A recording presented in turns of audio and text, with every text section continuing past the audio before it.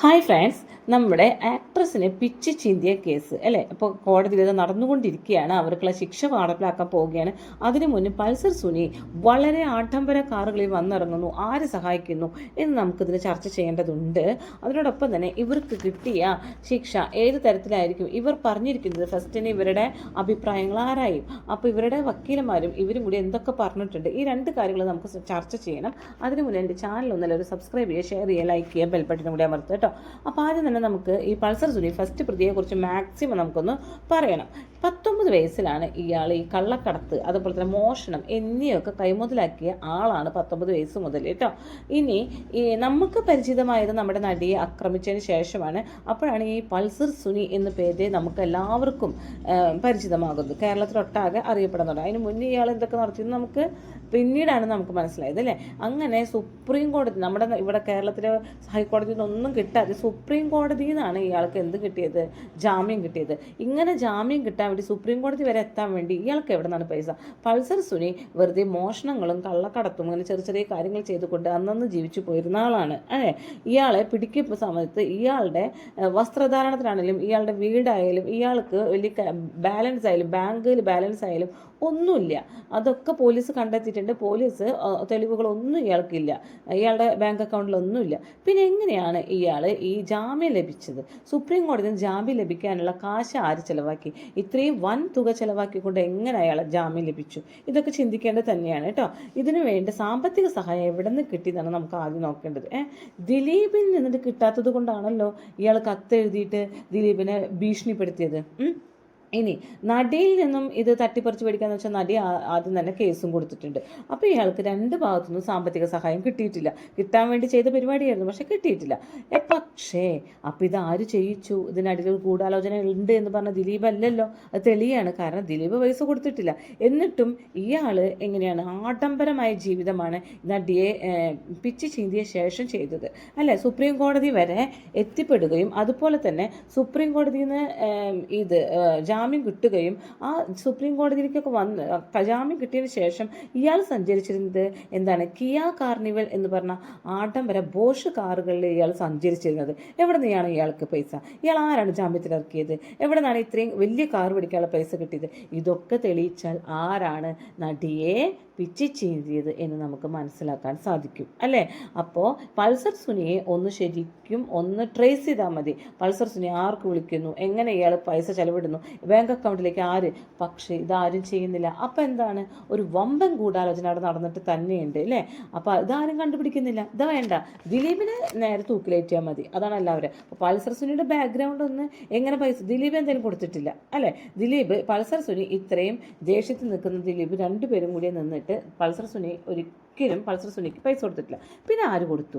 ഇതാണ് കണ്ടുപിടിക്കേണ്ടത്. ആ കൊടുത്ത ആളാണ് നടിയെ പിച്ച് ചെയ്യാൻ വേണ്ടി ഗൂഢാലോചന നടത്തിയത്. ഇനി കോടതിയിൽ എന്തൊക്കെയാണ് ഇവർ പറഞ്ഞു നോക്കാം കേട്ടോ.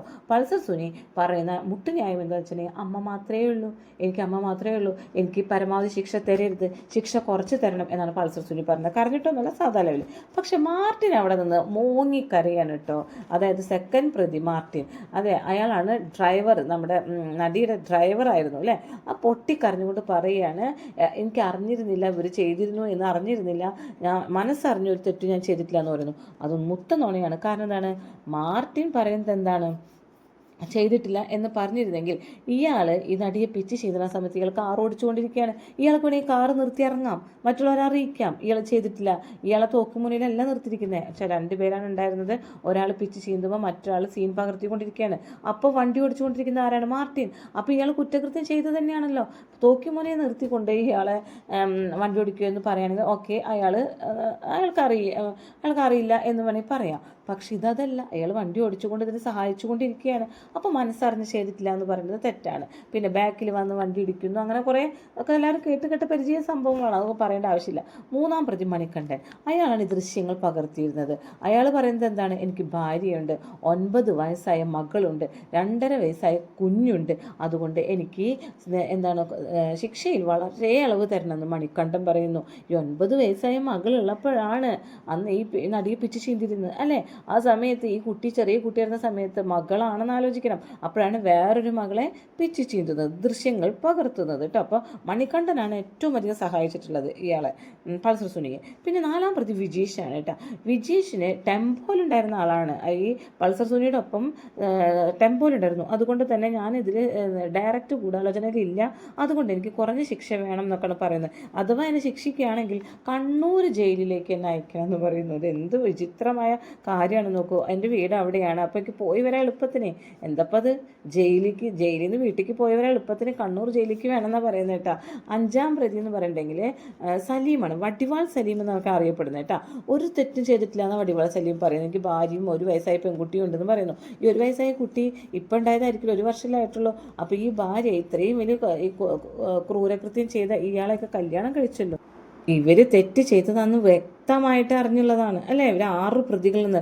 എന്നിട്ട് ഈ വടിവാൾ സലീമിനെയൊക്കെ കല്യാണം കഴിച്ചിട്ട് 1 വയസ്സായ കുട്ടി ഇപ്പം ഉണ്ടായിട്ടുള്ളൂ എന്ന് പറയുന്നു. അപ്പോൾ ഈ പൾസർ സുനിയെ ഫോൺ വിളിച്ച് എല്ലാ കാര്യങ്ങളും ഒത്തുതീർപ്പ് ചെയ്തിരുന്നത് ഈ വടിവാൾ സലീമാണ്. അതായത് ഇവിടെ പ്രശ്നമൊന്നുമില്ല, നിനക്ക് എന്ത് ചെയ്യാം, റേപ്പ് ചെയ്യാം, ഓടി വരൂ എന്നൊക്കെ പറഞ്ഞ് ഫോൺ ചെയ്ത് വിളിച്ചു വരുത്തിയത് ഈ വടിവാൾ സലീമാണ് കേട്ടോ. അങ്ങനെ 6-ാം പ്രതി ഇതേപോലെ തന്നെ അയാളും പറയുന്നത് എന്താണ്, ഞാൻ തെറ്റും ചെയ്തിട്ടില്ല, ഡയറക്റ്റ് ഒരു തെറ്റ് ഞാൻ ചെയ്തിട്ടില്ല, അതിൽ ഗൂഢാലോചന പങ്ക് ചേർന്നിട്ടുമില്ല, ഞാൻ അതിൽ ഇരുന്നേ ഉള്ളൂ, ടെമ്പോ ട്രാവലറിൽ ഇരുന്നേ ഉള്ളൂ എന്നൊക്കെ പറയുന്നത്. അതൊന്നും കോടതി മുഖവിലയ്ക്ക് എടുക്കില്ല. മാക്സിമം ശിക്ഷ പൾസർ സുനിക്ക് കിട്ടുമെന്നാണ് പറയുന്നത്. ഒപ്പം തന്നെ കോടതി മാധ്യമങ്ങൾക്ക് കടുത്ത ഒരു താക്കീത് കോടതി നൽകുന്നുണ്ട് അവസാനമായിട്ട് കേട്ടോ. മാധ്യമങ്ങളോട് പറയുന്നുണ്ട്, എന്താണ്, മാധ്യമങ്ങളെ വിമർശിക്കുകയാണ് ചെയ്തത് കോടതി. അതായത് കോടതി നടപടികൾ സൂക്ഷിച്ച് റിപ്പോർട്ട് ചെയ്യണം. കോടതിയെ തെറ്റുകാരിയാക്കി റിപ്പോർട്ട് ചെയ്താൽ അനന്തരഫലം എല്ലാവരും അനുഭവിക്കേണ്ടി വരും.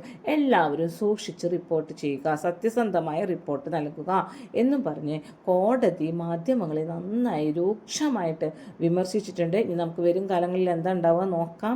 ഇവരതുപോലെ തന്നെ പെരുമാറുന്നുണ്ടോ, ചക്കാന്ന് കിട്ടിയാൽ അത് മാങ്ങയാക്കി തീർക്കുന്നുണ്ടോ എന്ന് നമുക്ക് നോക്കി നോക്കാം കേട്ടോ. Okay, thank you.